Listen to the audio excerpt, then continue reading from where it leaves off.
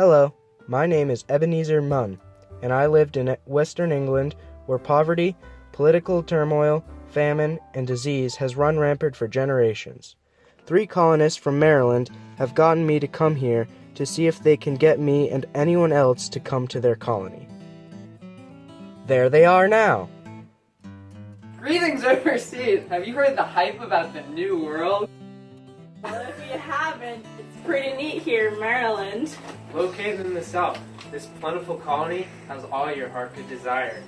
With mild winters and warm summers, the weather is extremely desirable. Sounds nice, but am I going to be able to make friends there as a Catholic man? Yes, Maryland is predominantly Catholic, so you'll find many people like you. Do you have any interesting history? Yes! To fund our colony, our founder, George Calvert, was granted a royal charter for a piece of land by King Charles I in 1632. And Maryland was later founded as a colony on March 25th, 1634. George had asked for the charter because he was a Roman Catholic and discriminated against it back where he lived in England. He later appointed his son Cecil Calvert as the first governor of Maryland.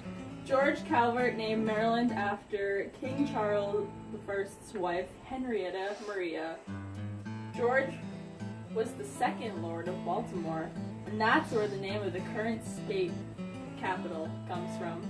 Believe it or not, Maryland actually was the first proprietary government where Lord Baltimore made law with the consent of landowners. This was done by an assembly of free men, free landowners, and the governor and his council. That's not really interesting.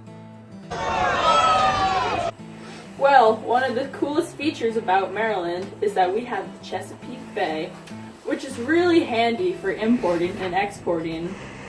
It's also our main source of water for our prized crops, animals, and the people here. Also, the bay helps support Maryland's shipping industries and is our #1 source of fish, crabs, and other seafoods.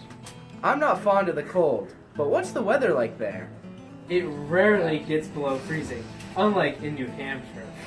And it's ideal for growing summer crops. The terrain here is made up of mountains, plains, plateaus, and rivers.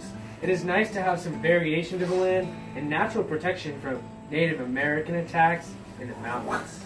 Wow. So if I'm going to start living there, what's it going to be like there in Maryland?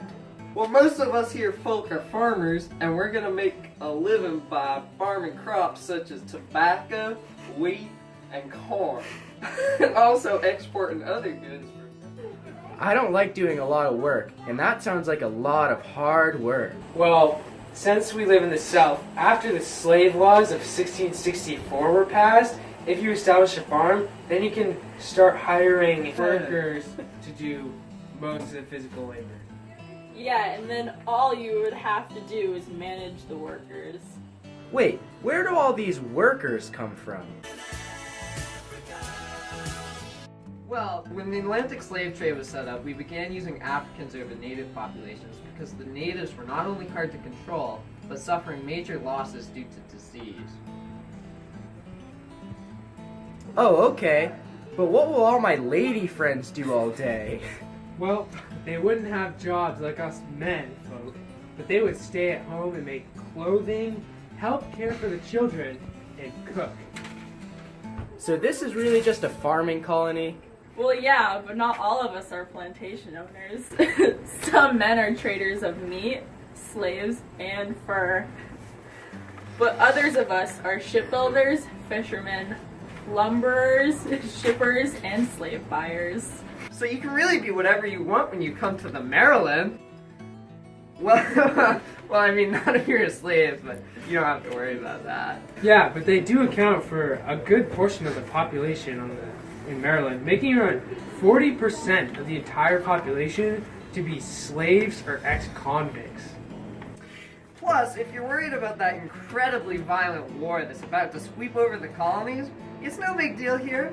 We all support the colonists, so if you really want to fight, you can join a militia to help the Continental Army, but don't stress it. We'll be fine without you.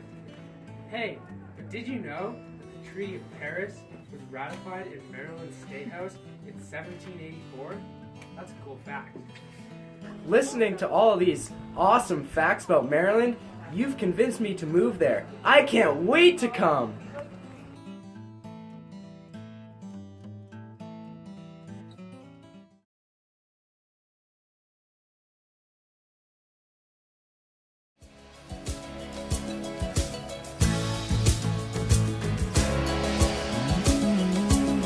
Good. City, so look at that. Oh my god, yes. Can we have people like working down here? Can we have like Shut up. Alright. I'm still recording! Alright, Sadie. Okay.